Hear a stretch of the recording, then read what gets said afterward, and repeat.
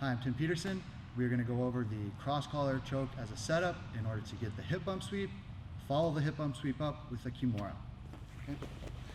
So from our same setup we've been working, I start to pull my partner in, and I get underneath, I get to the collar, pull myself up, and now fist past the ear, elbow to my hip, and from here what I'm looking for is pull my elbow to my hip, and if my head can get above my partner's head, I know I have the hip bump sweep. Problem is, Travis also knows this as soon as he feels himself start to fall. So I open my feet, and as I go to bridge and trap his arm, he may plant his hand on the floor. This is to allow him to drive back in, or more importantly, to get his head slightly above mine, which will start to bring me to the mat. So in that case, my hand was in his collar, it was trying to get to his elbow, and since it's already on its way to the elbow, I'm going to keep that one going. I'm going to release my support hand and catch his hand on the way down. Like this. Okay? Now I loop my arm through, and I can use this grapevine with my right leg to stretch him out.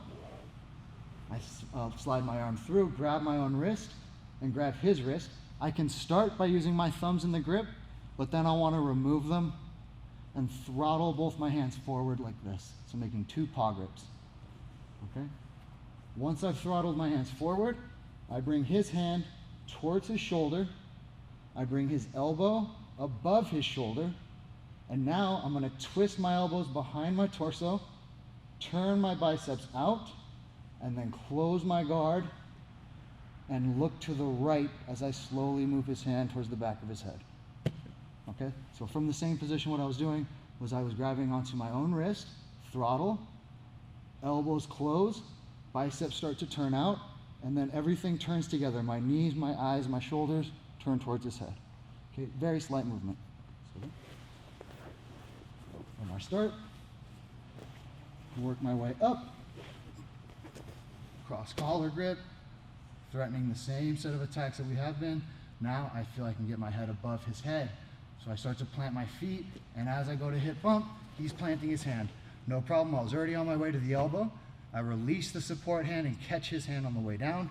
I thread my arm through as I grapevine his far leg, so he's not doing anything to pass my guard while I finish setting these grips.